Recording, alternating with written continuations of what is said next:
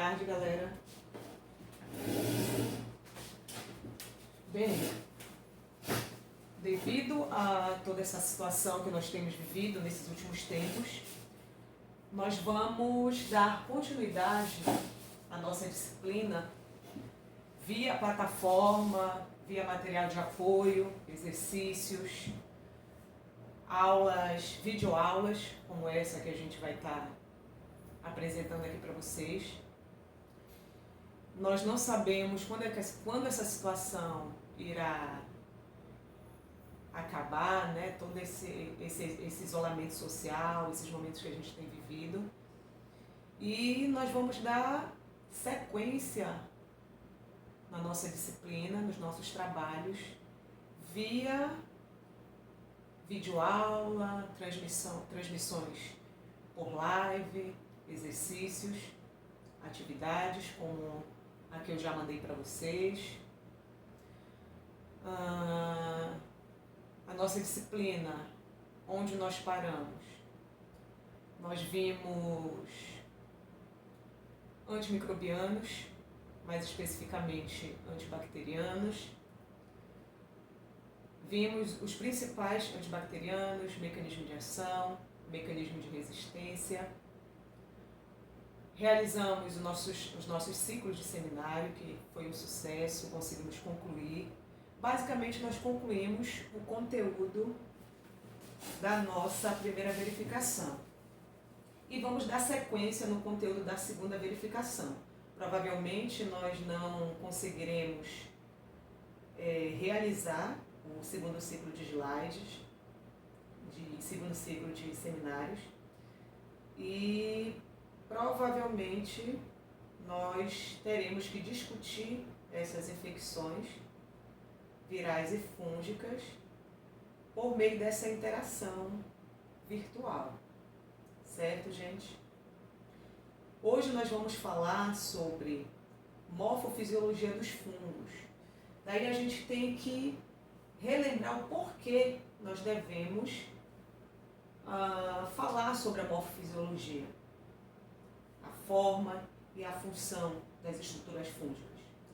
Nós precisamos entender, eu já falei para vocês quando a gente abordou as infecções bacterianas, que para que a gente possa compreender como os antifúngicos, os antimicrobianos do tipo antifúngicos irão atuar, nós devemos conhecer essas estruturas, como elas funcionam normalmente e quais são as estruturas que estão presentes nesses tipos de micro-organismos. Então, os fungos, eles são estudados pela micologia, né? Então, a micologia é a parte da biologia que estuda os fungos.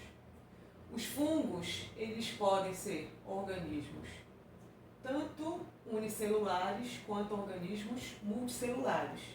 Eles são organismos eucariontes, ou seja, eles são organismos formados por uma célula complexa, né? Diferente das células procariontes, em que nós temos células mais simples.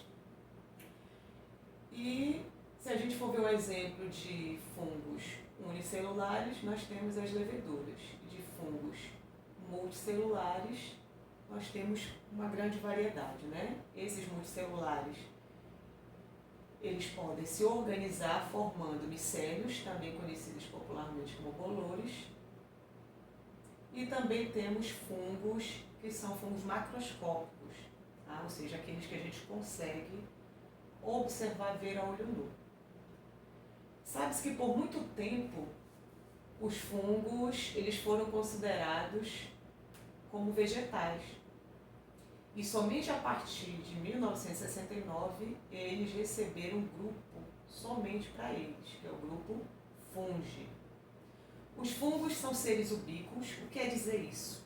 São seres que podem habitar uma grande variedade de ambientes, como por exemplo, nós podemos encontrar fungos em vegetais, tanto realizando relações simbióticas, quanto causando também infecções nesses organismos. Encontramos fungos também em ambiente aquático, em animais, no homem, também podendo causar infecções ou participando da sua flora normal, em detritos, ou seja, em matéria orgânica em decomposição. Aqui os fungos apresentam um importante papel ecológico, uma vez que eles vão atuar na decomposição de matéria orgânica, removendo esse material. E também encontramos fungos no solo. Aqui nós temos continuando com algumas considerações gerais, com relação à dispersão na natureza. Como é que os fungos eles podem se espalhar, né, se dispersar na natureza? Os principais dispersores são os animais, ou seja, os animais, como são organismos migratórios, se eles estiverem contaminados, estiverem em contato em alguma superfície do seu organismo com esporos, com fungos, e se eles se deslocarem de um ambiente para o outro, eles vão estar levando os fungos para esses outros locais. Os homens também são bons dispersores, insetos, a água, ou seja, a água corrente, ela pode levar fungos de um ambiente para o outro. E também no ar atmosférico. Na verdade, esses fungos que a gente encontra no ar são fungos presentes no solo, que quando o vento bate, esses fungos eles vão para o ambiente atmosférico. Os fungos são causadores de doenças em animais e plantas, podendo prejudicar a atividade agropecuária, ou seja, os fungos podem causar doenças, tanto em animais e em plantas, causando prejuízos para a atividade de cultivo e atividade de criação de animais.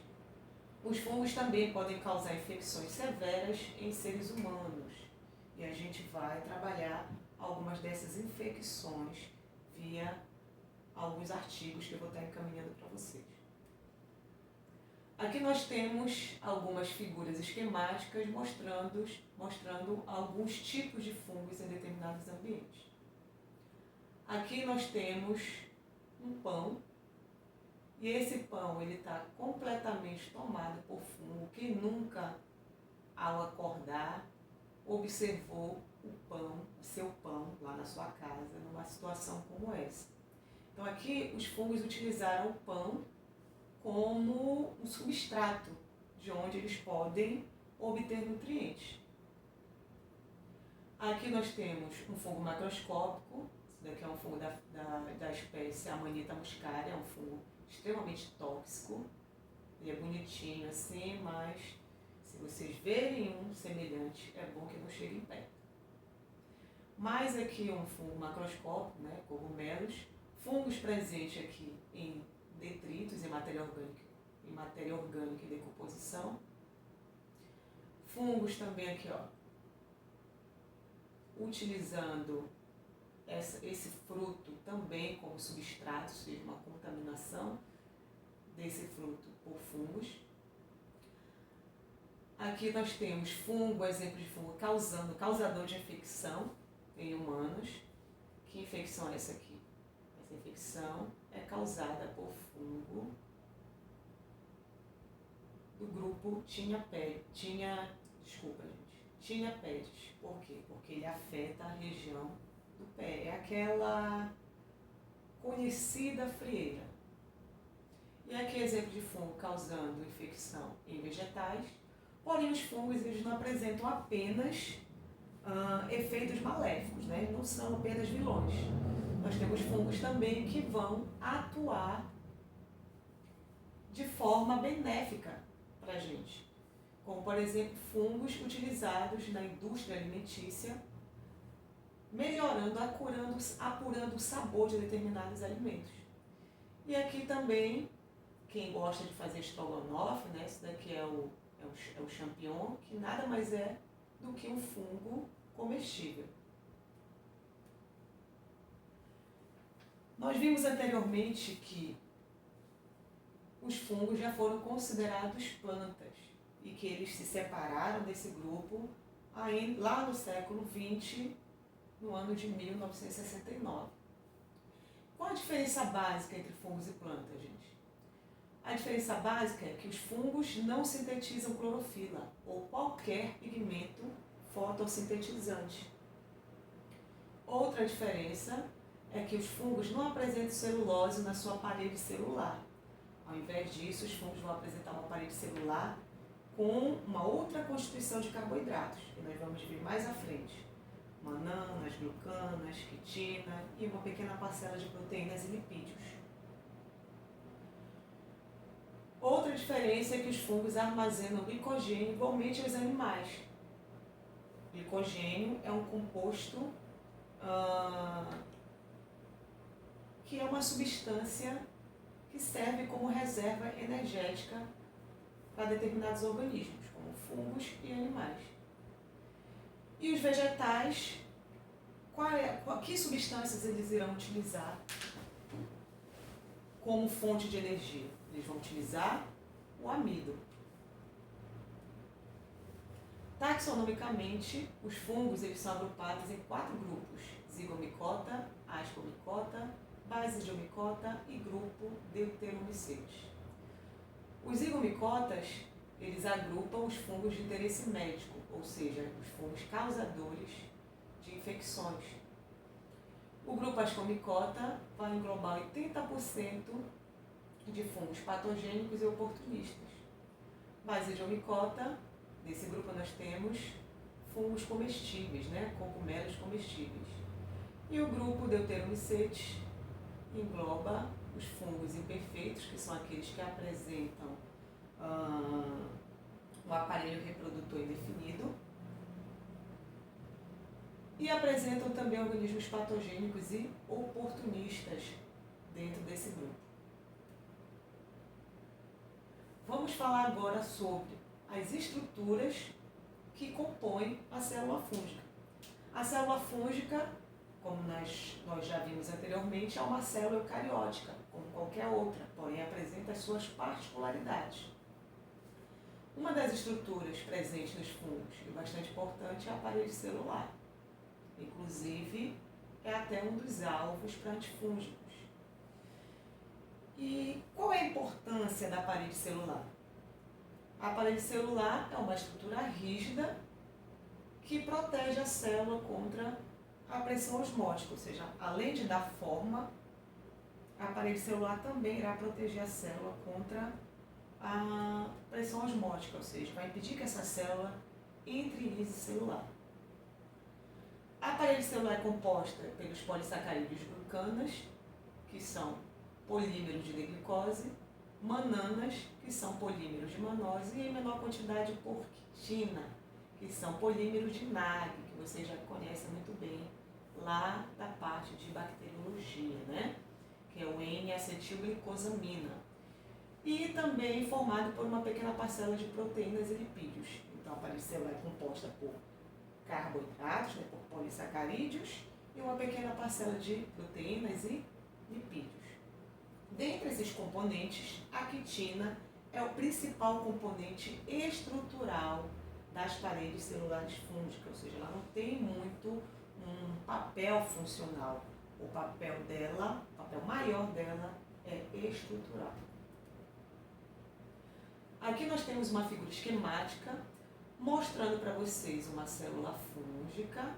Aqui nós podemos observar os envoltórios dessa célula, a membrana plasmática e a parede celular, para que a gente possa observar esses componentes aqui no esquema.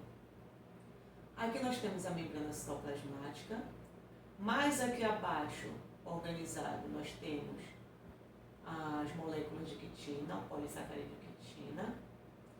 Organizado aqui em X, nós temos o polissacarídeo glucana, que é formado por subunidades denominadas de D-glicose, sendo que nós podemos observar aqui 2 tipos de glucana.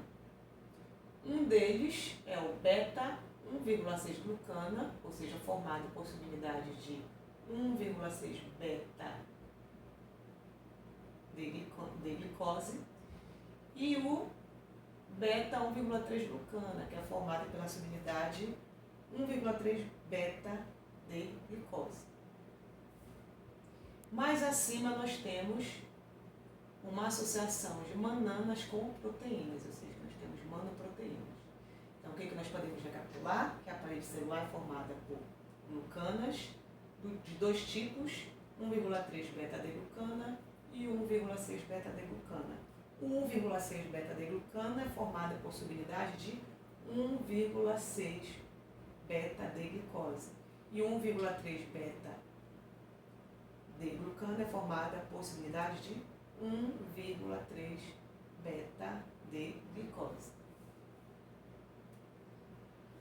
Outro componente importante nas células fúngicas é a membrana citoplasmática, que é formada por uma bicamada fosfolipídica que irá delimitar a célula. Nós já vimos isso aí lá no primeiro semestre, né, que a membrana citoplasmática é uma bicamada fosfolipídica com proteínas inseridas que vai apresentar várias funções. Uma delas é revestir a célula, separando o que é célula, ou seja, o conteúdo citosólico, do conteúdo extracelular. Ela é uma barreira semipermeável, isso quer dizer que não é qualquer composto, né? Não é qualquer substância que vai conseguir atravessar a membrana, ou seja, a membrana ela consegue selecionar o que é interessante para ela e o que não é. Desculpa. Mas o mais interessante e importante disso tudo, da gente falar em membrana, que é um dos alvos também de antifúngicos, é a presença desse lipídio aqui, que é o ergosterol, que é um lipídio do grupo dos esteróis. Nas células animais, o esterol que está presente é o esterol colesterol, tá? Os fungos são os únicos organismos que vão apresentar o ergosterol tendo uma função compatível com a função do colesterol nas células animais.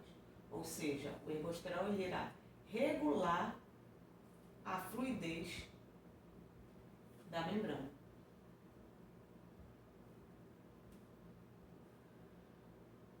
Então aqui nessa figura esquemática, só para mostrar para vocês aqui, a membrana citoplasmática formada por uma bicamada de fosfolipídios e aqui em amarelo o ergosterol. Então o ergosterol ele é alvo para antifúngicos. Um deles é a anfotericina B. Em uma aula subsequente a gente vai falar sobre antifúngicos. Outra estrutura importante é o núcleo.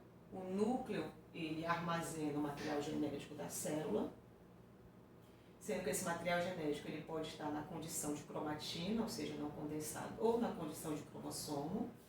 O cromossomo, como nós sabemos, é o DNA compactado com proteínas, principalmente com proteínas histonas, e é importante que esse material genético ele se compacte no momento em que a célula irá realizar o processo de divisão celular. Tá? Então, cromossomos nós apenas observamos em células que estão em divisão celular. O núcleo também é formado por uma membrana nuclear, né? Então a membrana nuclear é a membrana que reveste o núcleo, ou seja, que delimita o que é núcleo do que é citosol. E essa membrana nuclear apresenta poros nucleares. Esses poros vão ser importantes para o fluxo de moléculas entre o interior do núcleo e o citosol. Outra estrutura importante, quando falamos de núcleo, é o nucleolo, que é a região do núcleo onde ocorre a transcrição do RNA ribossômico, ou seja, a síntese do RNA. No nucleolo, nós também conseguimos observar a presença de DNA, RNA e proteínas. Outras estruturas importantes que nós não podemos deixar de falar e que vocês já conhecem muito bem é o ribossomo. O ribossomo é uma organela importante para a síntese de proteínas, né? A função do ribossomo é sintetizar as proteínas. E por que, mais uma vez, a gente tem que falar de ribossomo? Porque existem antimicrobianos que atuam a nível de ribossomo, como, por exemplo, alguns antibacterianos. Mitocôndria. A mitocôndria é uma organela que tem como função realizar a produção de energia nas células por meio do processo de respiração celular, né? Um desses eventos que acontecem no processo de produção dessa energia, que no final nós temos o ATP, né, todo o processo que acontece na mitocôndria para nos fornecer a energia na forma de ATP. Um desses processos é a fosforilação oxidativa, que acontece no interior da mitocôndria. A mitocôndria também apresenta na sua estrutura o DNA circular, isso está associado à sua origem, uma vez que a mitocôndria ela veio a partir de uma bactéria, né, por meio da teoria endossimbiótica, e apresenta também ribossomos próprios. Outra estrutura presente na célula fúngica e importante é o retículo endoplasmático, o qual pode ser dividido em dois tipos, o retículo endoplasmático liso e o retículo endoplasmático rugoso. Qual é a função do retículo endoplasmático liso? A principal função é sintetizar lipídios e armazenar cálcio. E o rugoso é a síntese e processamento das proteínas, um evento bastante importante para todas as células. Outra estrutura importante é o aparelho de Golgi, que tem como função processar, armazenar e distribuir moléculas no interior da célula. É como se fosse o correio da célula. Ele recebe moléculas vindo dos retículos endoplasmáticos liso e rugoso e distribui para os alvos, para os seus alvos adequados. Uma outra estrutura importante são os lamassomos, que na verdade são corpúsculos com função ainda desconhecida, que estão presentes no interior do periplasma. Então, o periplasma é aquela região que fica entre a membrana citoplasmática e o aparelho celular, que inclusive está presente também em células bacterianas, né? Porém, né, com uma composição diferenciada. Outra estrutura importante na célula fúngica são as cápsulas, que são estruturas mucopolissacarídicas que irão proporcionar proteção e resistência para as células.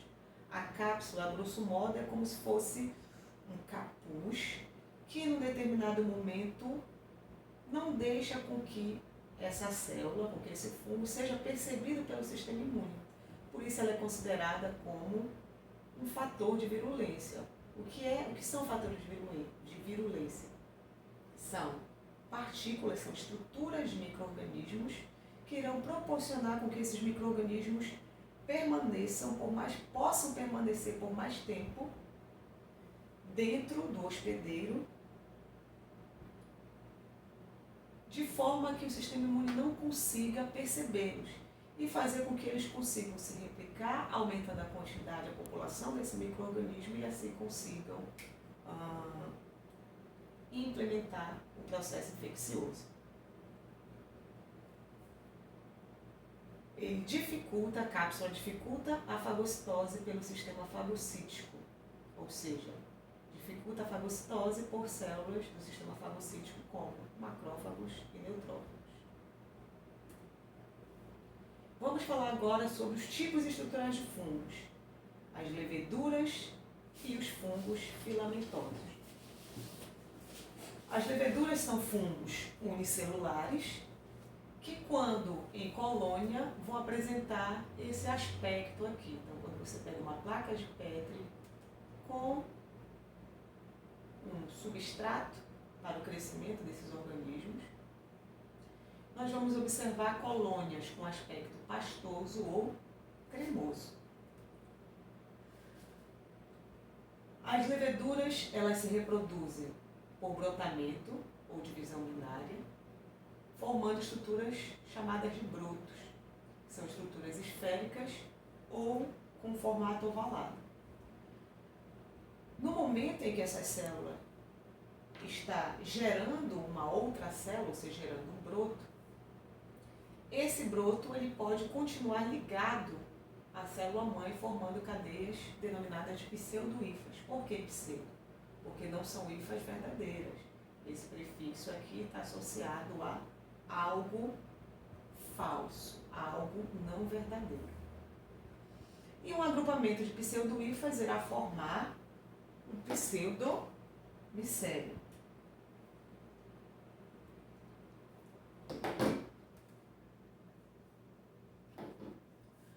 Aqui nós temos uma figura esquemática em que nós podemos observar uma levedura realizando o processo de brotamento, ou seja, uma célula passa por todo o processo de divisão celular, duplicação desse material genético, e no momento da citocinese ocorre a formação de células com formatos diferentes. Por isso, esse fenômeno é chamado de brotamento, porque nós não temos a formação de duas células com tamanhos iguais. E aqui o processo de formação de pseudohifas. Aqui nós temos uma levedura que por brotamento formou uma outra célula, ou seja, formou o seu brotinho que cresceu. Esse broto formou uma outra célula, que formou também outra célula, e assim formando uma estrutura em cadeia. Porém, como são leveduras, nós não temos a formação de hifas, e sim apenas de pseudohifas.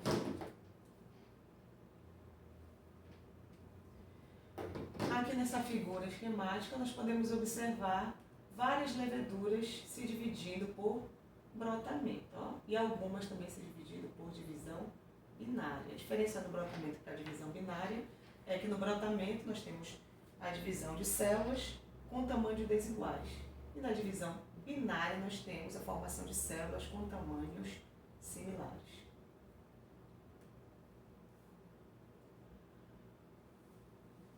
O outro tipo de fungo, estrutural de fungo, são os fungos filamentosos. Por que eles são chamados filamentosos? Porque eles têm uma estrutura alongada. São fungos multicelulares em forma de tubos, né? As leveduras nós observamos que são fungos unicelulares. As hifas já são uma organização multicelular de fungo. As leveduras em colônias formavam colônias pastosas e cremosas. Quando nós temos hifas, ou seja, fungos filamentosos em cultivo, nós vamos observar a formação de grupos celulares, ou seja, de colônias, com aspecto algodonoso, aveludado ou pulverulento, ou seja, algodonoso, aveludado ou pulverulento, com os mais variados tipos de pigmentação, como vocês podem observar aqui. Os fungos filamentosos, eles podem apresentar hifas septadas, ou seja, vão apresentar septos transversais ao longo da sua estrutura, ou eles podem ser do tipo não septadas. As hifas podem ser não septadas, ou seja, não apresentam septos transversais. As hifas não septadas também são conhecidas como cenocíticas. As hifas podem se agrupar, ou seja, elas podem formar ramificações, formando estruturas denominadas micélio. Então, micélio nada mais é do que um agrupamento de hifas, ou seja, quando as hifas se ramificam de uma forma bastante expandida. O micélio, ele pode ser de três tipos. Nós temos os micélios vegetativos, o aéreo e o reprodutivo. O micélio vegetativo são estruturas que se desenvolvem no interior do substrato, ou seja, eles vão crescer para o interior do substrato, promovendo sustentação e nutrição para esse organismo. Já o micélio aéreo são estruturas que vão crescer acima da superfície, ou seja, vão crescer acima do substrato. Já o micélio reprodutivo, ele é proveniente de uma diferenciação entre os micélios vegetativo e aéreo e tem como função a produção de estruturas de reprodução, certo? Como os esporos, que podem cair em um solo propício e assim formar um novo organismo. Voltando aqui só para mostrar um esqueminha para vocês. Aqui a gente consegue observar uma hifa não septada, também conhecida como cenocítica, e aqui dois exemplos de hifas septadas, ou seja, apresentam septos transversais. Mais uma vez, nessa figura esquemática, nós podemos observar hifas não septadas, aqui a ausência de septos, e aqui hifas com a presença de septos. Existem algumas estruturas que são comuns, tanto em leveduras quanto em fungos multicelulares, quanto em hifas. Uma dessas estruturas são os artroconídeos. Olha, artro vem de articulação, ou seja, artroconídeos são estruturas formadas pela fragmentação de hifas em estruturas retangulares. Qual é a importância desses artroconídeos? Os artroconídeos, ou seja, essa estrutura que ela se dissociar do fungo e cair em um solo propício, ela pode funcionar, agir como um esporo, formando um novo organismo, um novo fungo. Outra estrutura importante são os clamidoconídeos. Os clamidoconídeos são estruturas de resistência, que se a gente for fazer uma comparação lá com a bacteriologia, são estruturas semelhantes ao endósporo. O endósporo, lá em bactérias, a gente viu que são estruturas que proporcionam resistência para as bactérias para que elas possam sobreviver em ambientes adversos, ou seja, em ambientes em que